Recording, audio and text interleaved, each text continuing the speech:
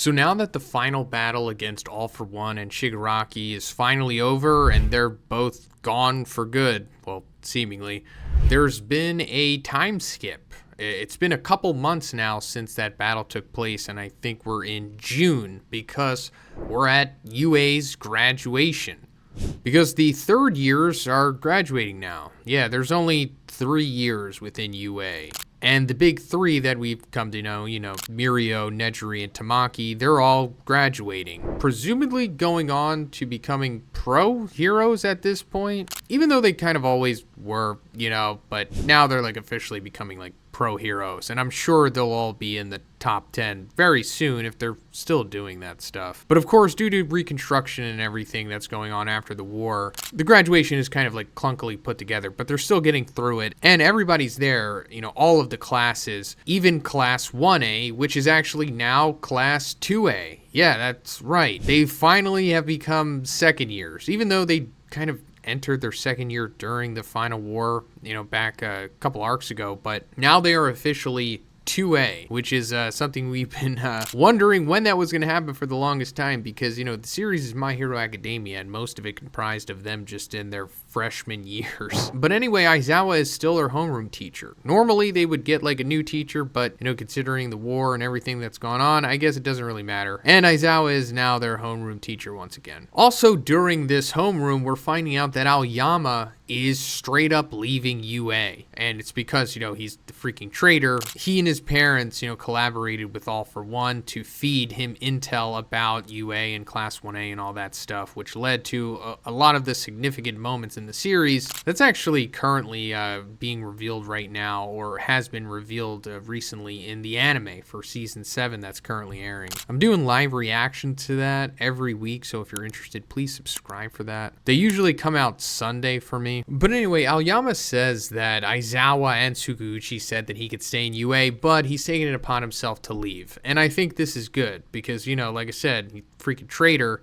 And I know that a lot of it was kind of out of his control. His parents did it so that he could have a quirk because he was born quirkless. So All For One gave him the naval laser quirk, which wasn't suited for his body anyway. But he still, worked with him regardless. So this is kind of his penance, I guess. Instead of going to jail, he just takes it upon himself to leave UA. But he says that, one day he'll feel pride standing next to them. So I guess he's going to do something else to become a pro hero, maybe go to a secondary school or something. Or get his pro hero GED if that's a thing. But in his place, Shinso is finally joining Class 1A, or now Class 2A. And that's something that's been a lingering storyline for a while now because, coming off of the joint training exam back in Season 5, after that was concluded, it was said that Shinso was going to join either Class 1A or 1B, and yeah, it's finally being resolved now. I mean, we know that he was helping them out in the final war and everything, and he was essentially a pro hero at that point, or at least a part of the hero course. But now he's officially a part of it, because before that, he was in the general studies, or the general department, or whatever they call it, which is, I think, Class 1.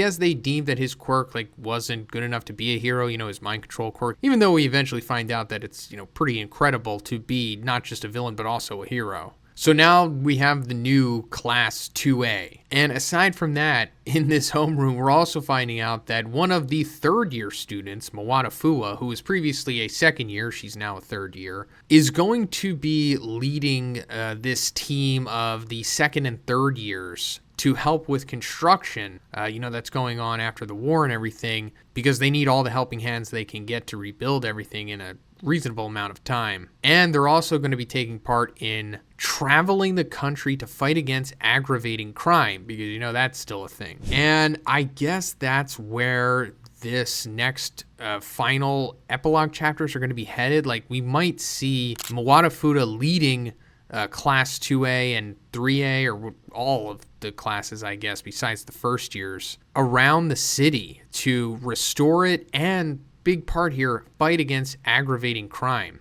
And I think we might see another battle possible. Because going further into this, Mawata says that, after the war, there's a period of chaos that won't be so well documented. And Shoto says that a lack of a symbol All for One was born under such circumstances. Lack of simple meaning All Might, since he's retired. And I think him saying that All for One being born under such circumstances is very important here, because it's probably implying that at this point there's going to be like another All for One type character being born here. And I think we actually see him in this chapter. And I'll get into that, but after, I guess, their first day wraps up here as Class 2A, we see Izuku try to talk to Uraraka. And she's like, oh, hey, by the way, they shaved your head due to the wounds, right? I hope it will grow back soon. This is referring to Izuku's new haircut that we saw, at the end of the previous chapter. So that's just explaining why he looks the way that he does. But also, I guess this sequence is foreshadowing what is to come, with the resolution between Izuku and Uraraka. Like, are they going to be a thing? Like, are they going to get in a relationship, or are they not? It seems like they will, since it was kind of set up in the beginning, and it was more so pushed to the side towards the latter portion of the series, but it was still lingering. They still brought it up. So whether they do or don't, that's going to be resolved soon. But after that, we're seeing this mysterious villain-looking character walking through the wreckage of the war. And he has like his mouth covered by something, and he's wearing like almost like a straitjacket looking thing, and he doesn't have any shoes on. And he's crying as well. So I think this is probably what the whole allusion to a new All for One being born, possibly. Now, does that mean that he is going to become like this full-fledged, like, world-threatening villain and everybody's going to have to team up to fight him? It doesn't seem like that's going to happen. I do think that the students are going to come across this individual for sure, because they're going around with Mawada and they're going to try to restore things and, deal with the quote-unquote aggravating crime that's still going on. I'm pretty sure this individual here will be a part of that. And I don't think they're going to fight him because, we just came off of the final war. And Horikoshi said that he's essentially going to be focusing on the academia stuff. And now that the quote-unquote fight is over, the story is going into its epilogue. So they might just talk this guy into not becoming a villain or going on a rampage or whatever, and maybe even joining UA, depending on how old he is. But I just see this being resolved with words more than anything. I mean, it is possible we go into one final fight with this guy, but I just wouldn't personally bet on it. But anyway, coming into the end of this chapter, we see Izuku talking to Shoto, asking him to come to the farewell party. And he's like, yeah, as long as it's not today, don't worry. And as he's walking away, we cut to Endeavor, who's in a wheelchair, and he's in front of like this tank chamber thing. And it says the Todoroki family faces, and, we don't know. And then, of course, MHA is going to be on break for like 2 weeks or something. But what I think is happening here is that Endeavor is facing Dabi. Like, Dabi is in this recovery chamber thing, this Saiyan recovery capsule. The cliche thing where the body goes inside of like liquid or some kind of device that keeps them alive. Now, it's not confirmed that it's him because it's completely shadowed, but I'm pretty sure it is because, Dabi was nearly dead after he had exhausted his entire quirk to fight against Shoto. And we didn't know, what was going on with him. Was he alive? Was he dead? And I think it's going to be revealed here that he is alive. And this is the only way that he's being kept alive. So this is essentially like his outcome, being kept in this thing while also being jailed at the same time. And I guess this is where we'll get the complete final resolution with the Todoroki family. Like, Shoto is probably going to show up here with Endeavor, and then I guess the rest of the family will be there eventually as well. And then I guess Dabi will say his final words. Whether he'll have a full redemption or a full character arc remains to be seen, or he might just double down, kind of like how he was in the war, and he just doesn't care and he's not remorseful. But so we are now in the final stretch of the entire series because we only have 5 chapters left. And this chapter caps off the ending of the Todoroki family storyline, because we see the whole family coming together here to visit Dabi one last time. Dabi, after the war had ended, is only being kept alive by like this iron lung type contraption where he's suited up kind of like an Eva from Evangelion. And it's at the point of where he can only speak for a few minutes a day, and he's eventually going to die. I don't mean like, eventually. I mean like, I don't know, he's probably has like weeks, months, maybe like a year left. It's not really made clear, but it's insinuated that he is going to die relatively soon. And as I said, the family is coming to visit him here. We have Fuyumi, Natsuo, and Shoto, his siblings, along with his parents, Endeavor and Rei. And it's at this point that Endeavor reveals that he is retiring as a hero, which is understandable because he got really messed up in the final war. I mean, he was already messed up in the war before that, the one that happened in season 6, but coming out of this last one, he can't even walk anymore, and he is missing his right arm. So yeah, he's pretty much done, and it seems like he's finally having his come to peace moment with Dabi, where he acknowledges that Dabi's flames were in fact stronger than his, even though he always kind of alluded to that throughout the series anyway. But, genuinely admitting it here, kind of like making Dabi feel better about everything, I suppose. And finally acknowledging that he didn't give Toya the attention that he deserved or that he should have gave him, or just the overall parenting that he certainly deserved, as, every child does. But as we know, Endeavor was a terrible father, for most of his life. Up until, I guess, when he started fighting the high-end Nomu. Because he says, you know everything about me, Toya. After all, you were always watching me, and you wanted me to do the same for you, but I didn't. And we see multiple instances where young Toya says, watch me, Dad, and then we see it going further when Dabi is incinerating his own body using his quirk full blast, saying, Dad, look at me.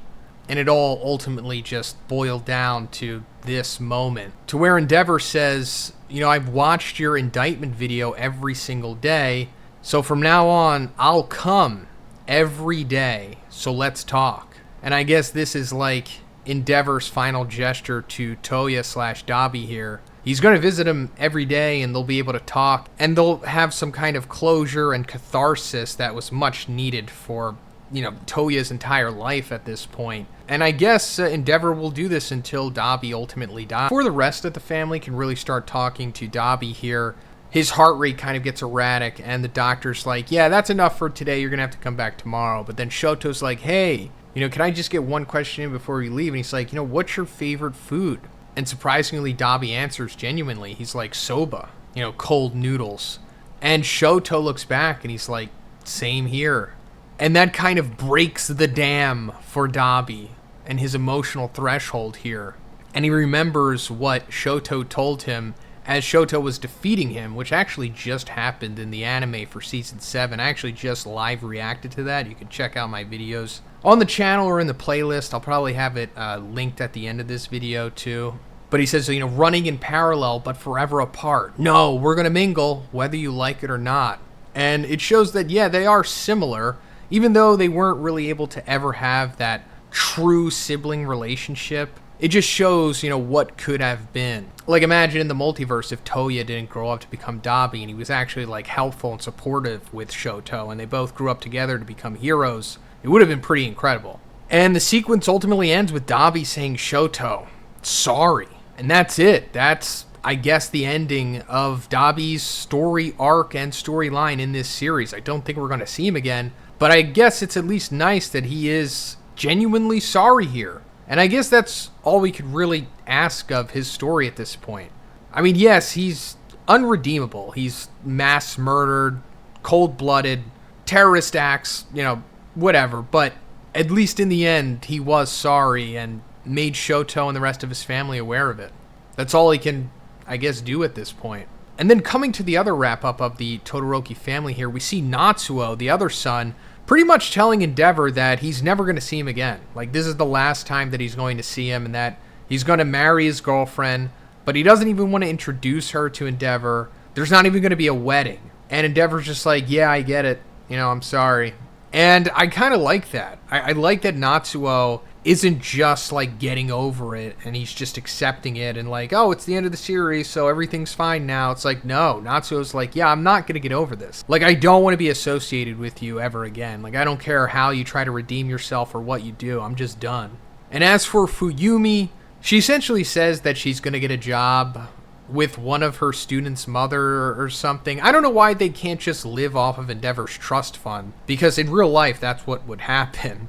And then Endeavor goes on to say that, I will continue to apologize and give reparations for the crimes for the rest of my life. And you don't have to watch it, but I'll do everything I can to make sure that, I'm the only one that everyone can ultimately blame for everything. Because he is. He literally is the cause of all of this. Like, he purposely gave birth to the 4 people here for his own selfish cause. Because he went insane trying to chase after the dragon of All Might. Like, he knew that he couldn't surpass him himself. So he tried to make a child that could harness the power of his Hellflame quirk along with Rei's Ice quirk.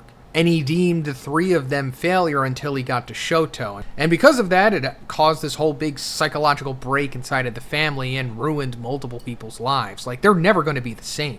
Even Rei, Rei broke from all of this. We saw that she poured that hot water on Shoto's face. And in this chapter, we actually see coming out of the final war, Rei herself now has a huge scar across her face, when she was trying to stop Dabi's flames with her quirk. So this is kind of like coming full circle. This is her retribution and her, I guess you could say, her judgment, her punishment for what she had done to Shoto when he was a kid. Then Shoto's like, okay, I'm going back to school now. Don't worry, Mom and Dad, I've got Class 1A by my side, so I'll be fine. I'm on the path to who I want to become. Which is cool, because he is. He's going to become one of the best heroes in the world, for sure. I mean, he already literally is. He's just not official, I guess. But this isn't the end of Shoto. We're going to see him for sure in these next final 5 chapters. But aside from that, that's ultimately it for the Todoroki family, I guess. I'm not mad at this ending. I actually kind of enjoyed it. It was, I think it was wrapped up nicely for at least what Horikoshi set up here. And it's kind of sad to see it end, But I'll get more into my sappy thoughts on the series and everything once we get to the final chapter. But anyway, we're coming to Hawks here, and he's talking to Lady Nagant. And apparently Lady Nagant is free to go because of her assistance in the final war, but she wants to stay in jail a little longer. Apparently she's afraid of the outside world, because she was a Manchurian candidate and was brainwashed to be not only subservient to All for One, but also to the Public Safety Committee in the past. So she feels she needs more time to get over that stuff. So she's just going to stay in prison for now. But she's basically free to go. And eventually she will just be free. We're also finding out in the sequence that Hawks is the freaking president of the Public Safety Committee now. So the Public Safety Committee is essentially like the CIA of the My Hero world, I guess. Something like that. And those were the guys who were contracting Hawks to go undercover into the Paranormal Liberation Front.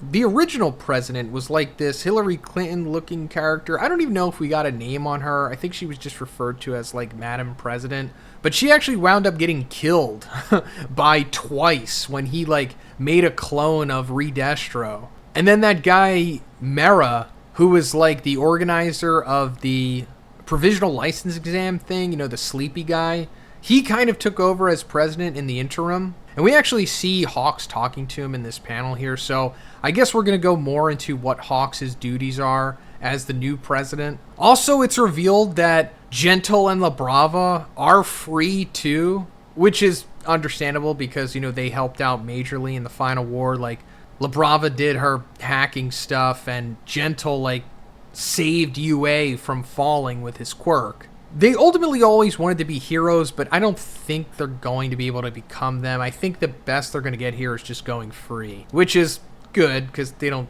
need to really be in prison. And then in the final panel of the chapter here, we see Spinner on his hospital bed. So Spinner is alive, which is great because Spinner doesn't have to die. I do think he is one of the villains here that should live on. I mean, yeah, he's going to be in jail probably for the rest of his life, but I think he deserves a better fate than Dabi, Toga, and Shigaraki for sure. Because he, of course, was a victim of circumstance the same way that they were, but he wasn't so much of a bloodthirsty terrorist the way that they were. He was just looking for a place to fit in. So I think the last time we saw Spinner was when he was fighting in Shoji, and it was revealed that All for One had given him 2 extra quirks, forcibly. He gave him a body bulk quirk that made him bigger and stronger, and then he gave him this quirk that gave him durable scales and blade things on his body, and it messed with his brain. So he was getting all messed up by that too. So after Shoji defeated him, we weren't sure if he was going to live or not, but he is alive here. And we see that somebody's entering his hospital room. Now, we don't know who it is, but it could be Izuku because as Shigaraki was like dying, he told Izuku that like, hey, if you see Spinner and if he's alive, let him know that, I kept fighting till the end. Like I kept destroying up until the last moments of my life, because that's ultimately what Spinner always wanted. Because Spinner looked up to Shigaraki. Like they had this really cool, subtle bromance that I wish was explored more. But I really liked how ride or die Spinner eventually became for Shigaraki after he proved himself, because Spinner, coming into the series, found refuge as like a Stain stan. The same way that Toga and Dabi kind of did. But then after Stain kind of fizzled out and Spinner became more of just a straight up League member, he found refuge in the real, villain liberator, who was Shigaraki. And that actually goes into what Shigaraki was saying in his final moments. It was like, hey, the bad guys need a hero to look up to too. Mainly referring to Spinner. And if it's not Izuku, then it could be that villain-esque looking person that we saw in the previous chapter, who we still don't really know anything about. We've only seen one panel of them.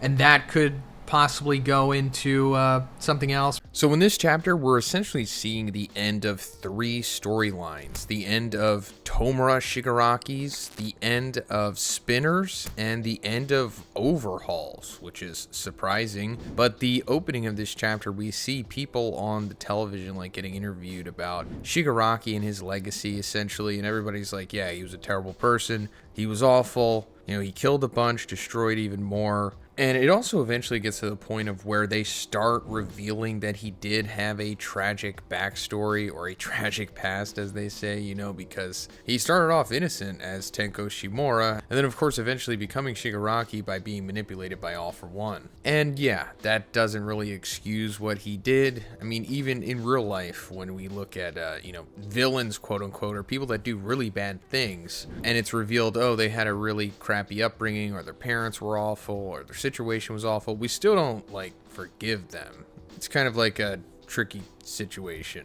But Izuku eventually comes to Spinner's hospital / jail that he's at, because before Shigaraki died, he told Izuku hey, tell Spinner that to the bitter end, Tomura Shigaraki kept fighting to destroy. And that was the only request that he made to Izuku, essentially. And the way that Izuku is, he's gonna have to do it. So once he gets there, we find out that not only is Spinner alive, but he's gonna be okay, I guess, because, last we saw him in the war, we found out that All for One had forcibly given him 2 extra quirks. One that makes him big, and one that gives him scale armor. And because of that, his brain couldn't handle having multiple quirks, and he was becoming a Nomu. That's why he was freaking out and foaming from the mouth and everything when he was fighting against Shoji. But apparently they were able to save him from going fully Nomu, or at least the Toad Doctor says that thanks to the research on the Nomus they were conducting, they were able to stop him from fully transforming. So Spinner's going to be okay, and it even seems like he's able to retain his 2 extra quirks. He can get big and get the scale stuff, because he freaks out on Izuku here when he's talking about Shigaraki. But I guess he can just go back to normal, and he's alright, I guess. But Izuku relays to him what Shigaraki said, and Spinner's confused. He's why would he say that? And then he goes on to explain how Shigaraki was his role model, essentially, the one person that he looked up to the most, which we knew. And it was kind of a genuine friendship that they had, for sure. I really wish that Horikoshi would have explored this aspect more than he did, because it's only a handful of panels that we really see their bromance, quote unquote. It would have been better, at least in my opinion, if they showed more extended scenes with them talking and bonding, and just honestly getting to know more of these characters, because when we do get to know Shigaraki, it's more so about his tragic backstory and how it's, messed him up as a person. We actually got the most into him, just as a person, I guess, what his interests are and everything, in the first season, when he's still in his quote-unquote man-child mode. And I guess just later on throughout the series, and especially now, when Spinner just talks about Shigaraki and who he is, pretty much outside of being a dastardly villain, I guess. Because he's yeah, he allowed me to dream. It felt like something big was about to happen. He was my hero. He also loved video games just like I did. And he also found out that the game that he really liked as a kid, it was like the same game that they played, because he would always be stuck inside because of being a heteromorph. Like, Spinner experienced a lot of prejudice growing up because of the way that he looked. And Shigaraki was like the first person who just saw past that. And as Spinner says, it was the first friend he ever had. It goes back to Shigaraki saying, on his deathbed, like, I needed to be a hero for those guys. Like, they deserve to have heroes too. Like, even the villains and the underprivileged, I guess you could say. Going forward into this conversation, it says, like, bear in mind that another Shigaraki / All for One could be hiding from us as we speak, and we have to keep the eye on the next big threat. And Spinner's like, oh, you people, you'll keep fighting? You'll eventually forget Shigaraki. You'll forget the League of Villains, so I'll write a book. And before I go more into that, just it being mentioned that there might be another All for One Shigaraki out there hiding from us as we speak, that was like the second time that was mentioned in the last 3 chapters. And I think that character that we saw like 2 chapters ago, I think it was, or was it the previous chapter? I think it might have been 2 chapters ago, when we saw like that villain-esque looking person crying, walking through like the destroyed streets. They're probably like the next quote-unquote Shigaraki / All for One, and we're going to see a resolution to that very quickly, considering that there are only 3 chapters left after this.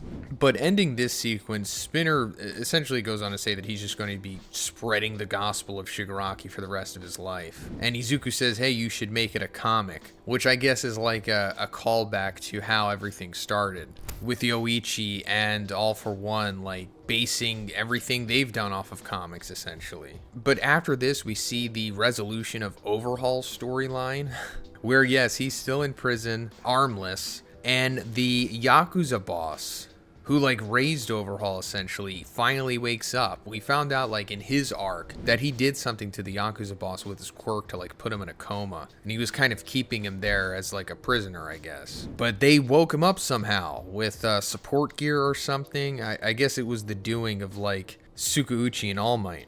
Also, this Yakuza boss guy is like the grandfather of Eri. Not that it really matters, because it's not like she's going to go back into his custody or anything, but basically this boils down to the Yakuza boss saying like, hey Overhaul, you're a failure, you suck, the Yakuza are no longer a thing, or at least the Shihei Hasakai, like he disbanded it, and he's like, yeah, you strayed away from humanity. And it's like, it's too late for saying sorry. You should be apologizing to Eri for the rest of your life. Like, she'll eventually forget about you, but you can't forget about what you did to her. And it's like, I don't know if she's going to forget about that. That trauma's going to go deep forever, unfortunately. But then he's just saying like, yeah, no need to worry. I'll be here chewing you out until the day I die. Which I guess is somewhat of a fitting punishment for Overhaul, even though he should straight up get the death penalty, but it is what it is, I guess.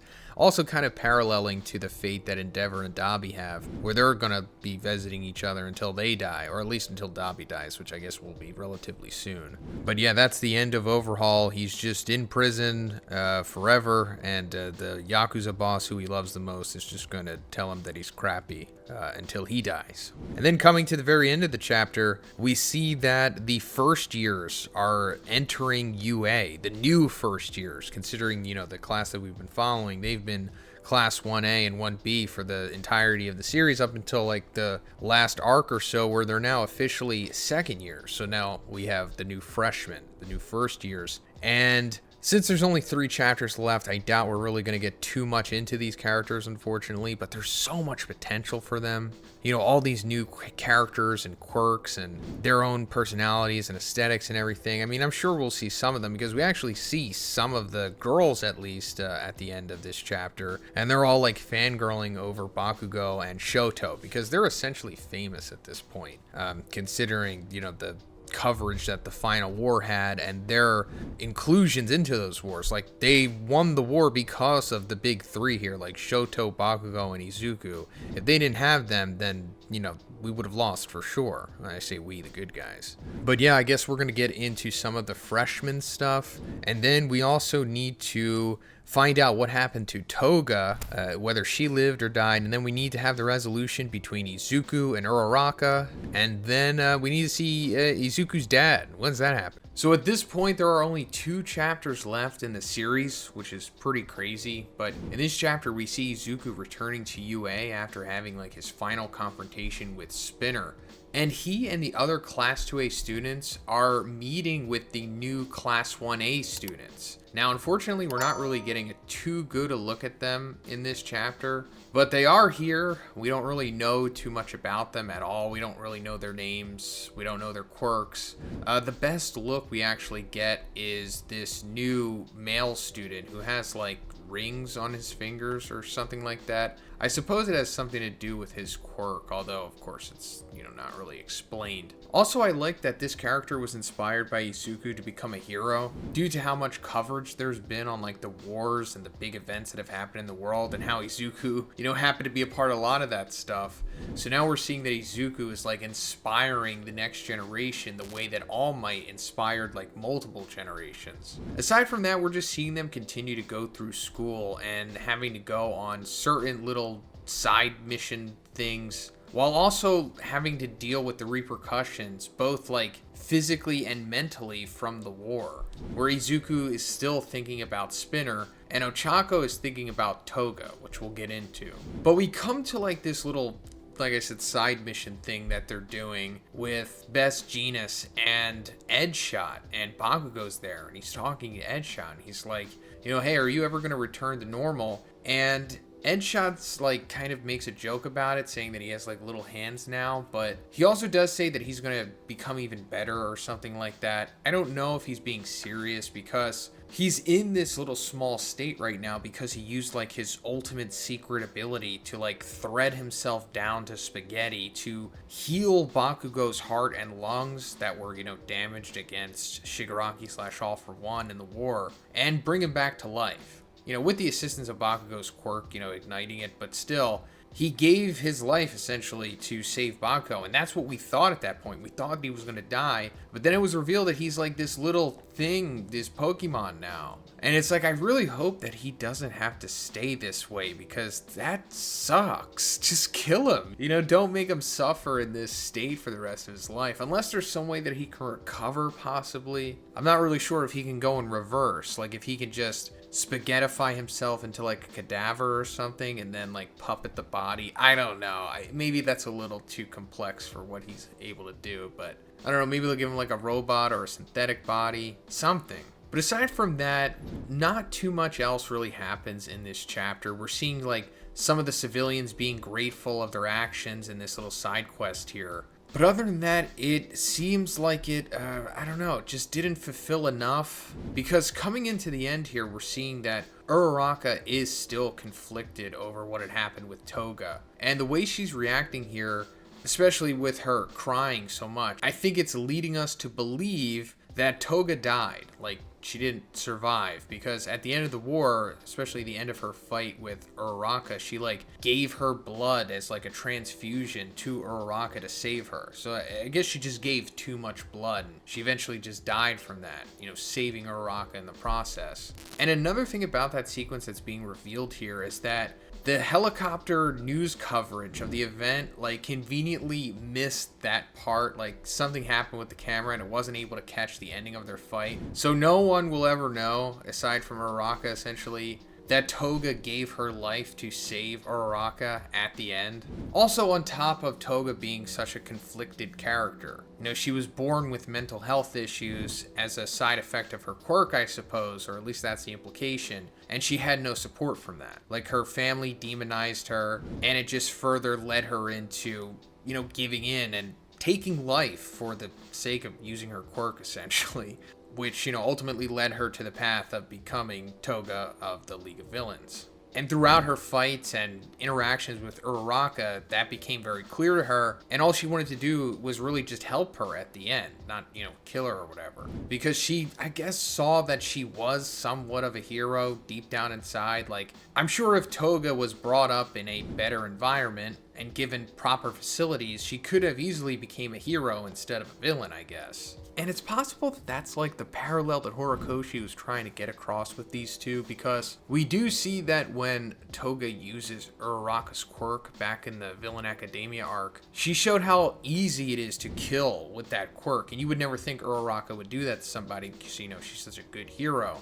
But at the same time, if she became a villain, she could easily use her quirk to just mass slaughter people. But, she became a hero instead. So we just see her using it as like a utility / like a emergency safety type of thing. And instead it has like an emergency service or like safety dynamic to it. But as she's crying here, thinking about Toga, Izuku like comes across her thinking, something's wrong because she's like slouched over crying. He actually uses some of his full Calling here, I guess, to get to her quickly, or maybe because he thinks that she's in danger possibly. He doesn't have danger sense anymore. He kind of just has those embers of One for All left. And he's like using some of them in this sequence. I don't know how much he has. I don't know how long it goes. It's not really explained. It's kind of just letting us know that Izuku has like a ticking clock of power left, I suppose. It's very finite. Now, what's going to happen in this sequence? Well, I think we all pretty much know. It's going to have to come to the point of where Izuku and Uraraka both reveal their feelings for each other, because, it was very swept under the rug, a large portion of the series. Like in the beginning, it was like, obviously they like each other, and it became like this will they, won't they thing, and then that was kind of just pushed to the side, with Uraraka multiple times saying like, I'm just going to push these emotions down. And Izuku was just so preoccupied with fighting a 100-year-old war that he couldn't really focus on that stuff. But now that that's all over, this is clearly the time for them to either express that they have feelings for each other, romantic feelings, and that they are going to explore them, or they're just going to be like, yeah, let's just be friends or whatever. That's a very real possibility too.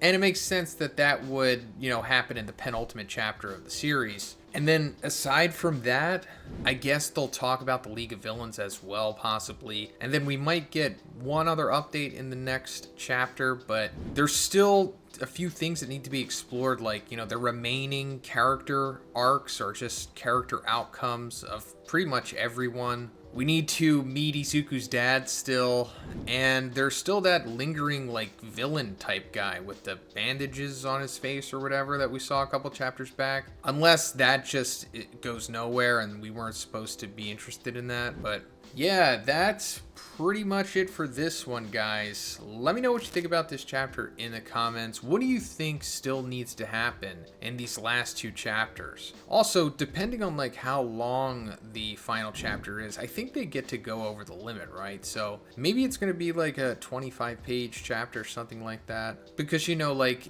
the first chapter of Jump, they usually get like, 60 pages or something like that. So I think they get an extension in the last chapter too. So this is the penultimate chapter of the series, meaning that the next chapter is the last one. And on top of that, we also got a one-shot manga along with this chapter that's part of the new movie that's coming out next month called You're Next. And I haven't really talked about that movie yet on the channel, so I'll just talk about that a little bit more at the end of the video, but coming into this chapter, we're seeing the confrontation between Izuku and Uraraka, and it doesn't really go down how you think it would, I guess. Or it just doesn't go down in a traditional sense, I suppose. But other than that, we're seeing this new mysterious villain type character. He was kind of introduced to us in the beginning of this final arc here, this epilogue arc. And the way that the characters were talking was kind of implying that this character was going to be like the next Shigaraki, like the next big, like all-for-one type level villain to spring up, in their absence, kind of like in a power vacuum, or just an inevitability given how quirks are. And we're finally finding out in this chapter what this character is all about. So it turns out that just like Eri and Shigaraki to a similar extent has a variant quirk, meaning that it's like a new quirk that came out of nowhere, doesn't come from his parents or any other hereditary means, and his family like locked him in his basement like his whole life because of it. So he's in a similar situation. Did you see those unfortunate stories about where like the families keep their children as prisoners? And we do get a small glimpse at what his quirk could be. It's like he can produce goo or black liquid or some kind of black material, kind of like venom almost, but not exactly. But I assume it's a pretty destructive quirk given the implications of how strong this guy could be. But yeah, that's as far as we get to see it, because, he's quote-unquote saved before he's able to fully use his quirk. But when the war was happening, his family, abandoned him completely.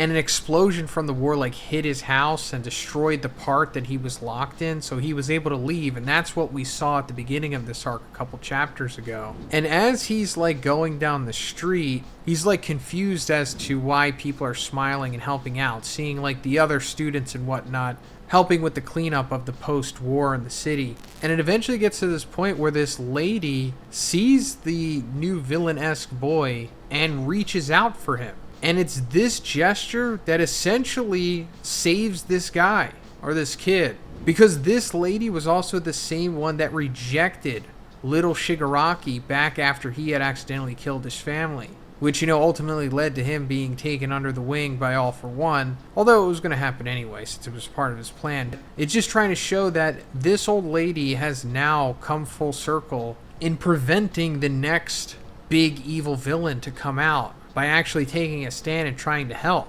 And she's doing this because of what Izuku did in the war. Like, his actions inspired her here. So all of that talk throughout this final arc about how there could be the next Shigaraki, the next All for One out there just waiting to happen, that was happening just like it happened before with Shigaraki, except this time, because of how the war turned out with Izuku and his actions, just that alone has prevented the next big villain threat from happening, at least for the time being. Which I think is some great storytelling here from Horikoshi.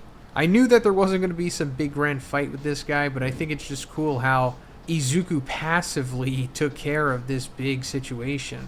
And also showing how Izuku is like the new All Might, of course, right? How All Might inspired everyone. Now Izuku is going to be the one that inspires the next generation of not just heroes, but just of humanity. Because we saw in the previous chapter that new Class 1 student was already inspired by Izuku. So we're going to continue to see that. And speaking of Izuku, he does come across Uraraka here, and she's really torn up about Toga and her dying, which is fully being confirmed in this chapter. Before it was kind of just alluded to, but she straight up says that she's dead, so we don't have to wonder about that anymore. But she's just upset at the circumstances around her death and how, due to the cameras being cut off, the world wasn't able to see her like selflessly save Uraraka because she gave her like her blood at the cost of her own life at the end of their battle, because Uraraka had lost so much. So like Uraraka knows that she was ultimately good in the end, even though she led a very villainous life, but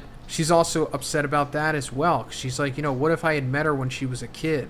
Implying like, what if she became a hero instead of a villain? Because that's all that Toga really needed, was just the right guidance. And then Izuku relates to that over his battle with Shigaraki/Tenko. Because he thinks like, hey, what if I met Tenko as a kid? I could have potentially saved him as well, and not led him down the horrible path that he went. And that's pretty much where that sequence ends. I mean, they hold each other's hands and have a good cry, but that's it. There's no like grander heart-to-heart that I thought that they were going to have here. I thought, they were going to, trauma dump and then maybe go into expressing their feelings for each other, but I guess that's not going to happen, considering the next chapter is the last one, unless that's what Horikoshi wants. He wants the last chapter to be where they get together, or they just don't. Unless there's like a big time skip, kind of like in Bleach, and suddenly we just see characters in relationships and whatnot, but, I'm not really sure what he wanted to do with this, or maybe he just wants to leave it up in the air, and it's like,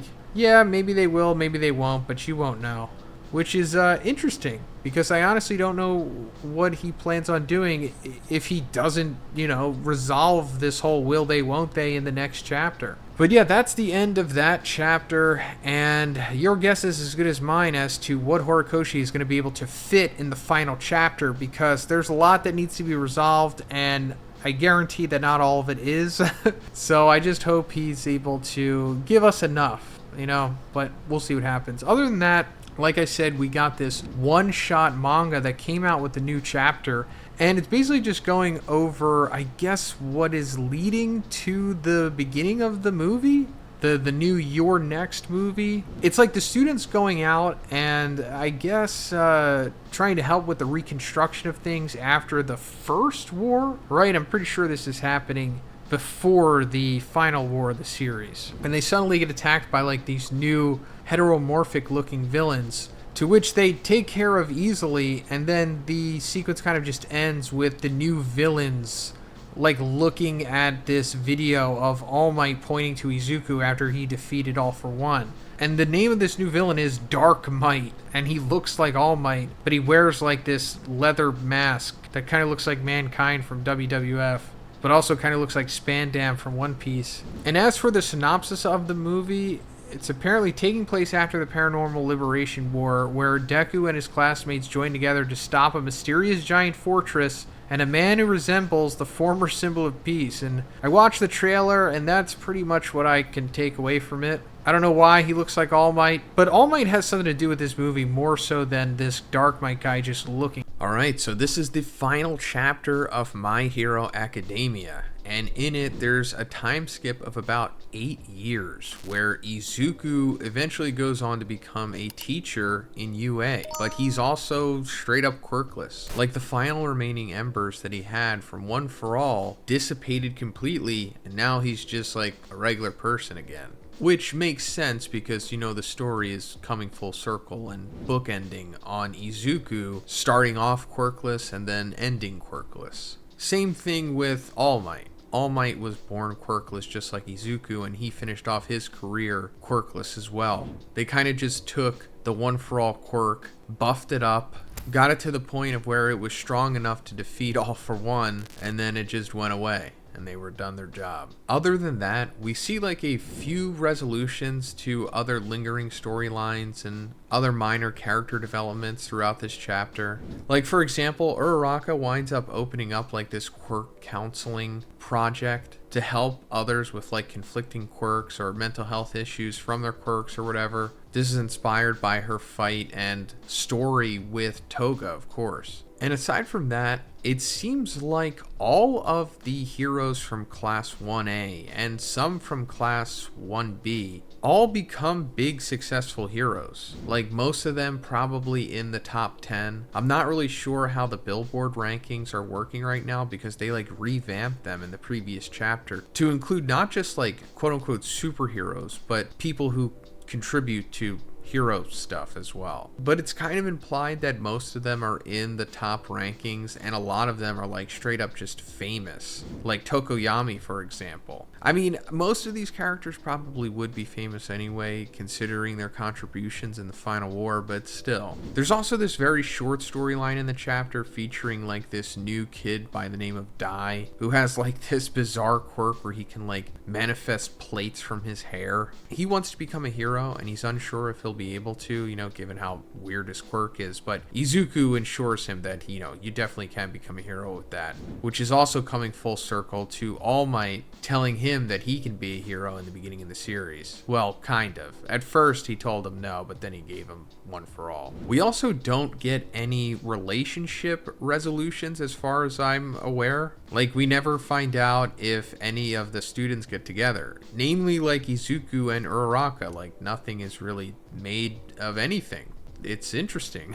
Also, we don't see Izuku's dad. That's right, we go the entire series with never seeing Izuku's dad once, which is fascinating. I mean, I guess it ultimately doesn't matter, but you just think that, I don't know, maybe he would show up for at least one panel in the very last chapter. I mean, Koichi from Vigilantes got at least one panel in the ending of the series here. But Izuku's dad, just gone. He's never getting that milk. But as we come to the end of the chapter, we see All Might coming to Izuku with this briefcase. Let me also point out that in this sequence, All Might's eyes are white again, which is really interesting because, you know, the entire series, more or less, his eyes have been black. Like the sclera part of his eye has been black, and that's because of the damage that he took in his fight against All For One 7 years from the start of the story. Because, you know, of course, originally he had white eyes, as we saw in some flashbacks, but also in the flashback in the beginning of the first My Hero movie when he like goes to America. But then after his fight with All For One, where he takes that damage getting stabbed in the abdomen, they became like black.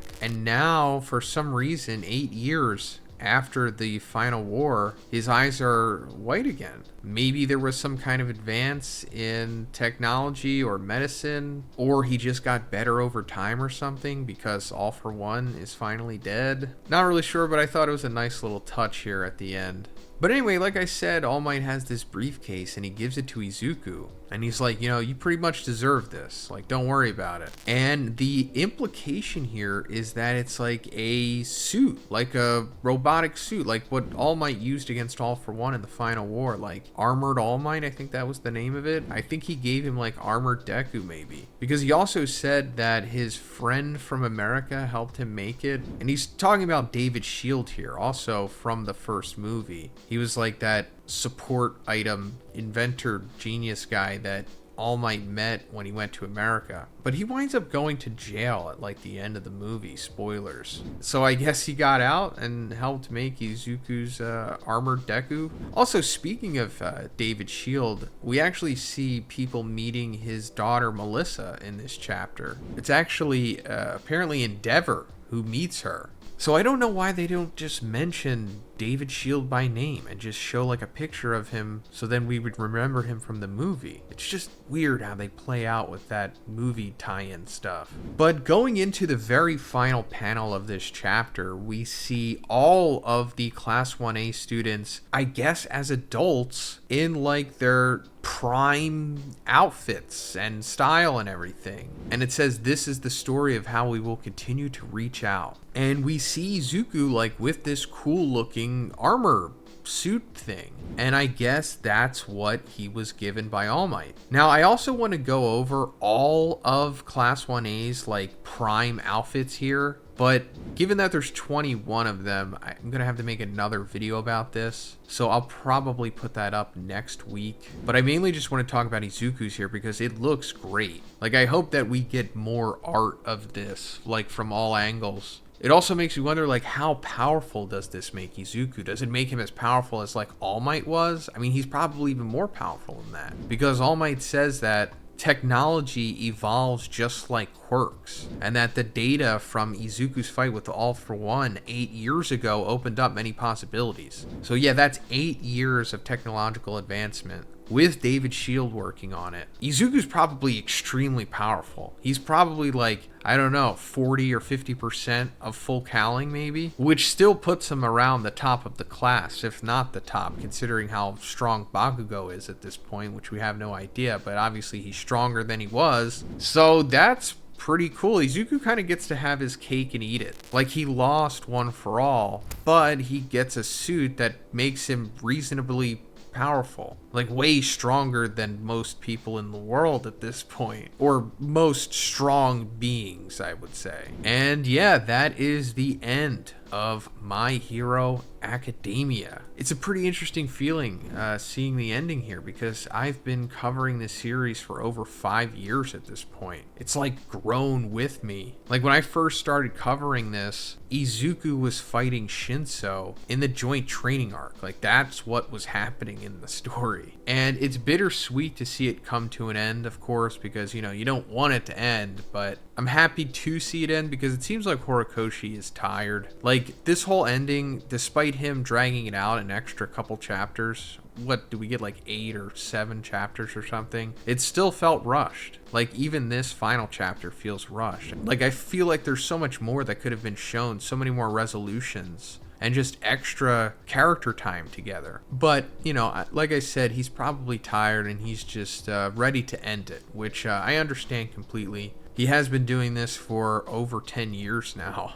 But aside from that, I thought the ending was fine. It wasn't a bad ending. I wasn't really expecting much. So it's, you know, it is what it is. It's just bittersweet because it's kind of ending on a note where there could be a whole other series, you know? Like, it's far from over. Like, what about even the Quirk Singularity? That's hasn't been resolved at all. Like, their world is, in theory, eventually going to self-destruct when quirks get too strong in mass numbers. Like, they're only like 100 years away from that happening, maybe even less than that. And that was kind of just forgotten about, which is interesting. But maybe there is more to this story, because apparently Horikoshi said that there's going to be like a big My Hero announcement, and it's scheduled for August 5th. At 6 p.m. Japanese time. So as of this recording, That's going to be next week. So I don't want to get everybody's hopes up, but it is possible that this announcement here is going to talk about a sequel series. Like, it's not uncommon for big,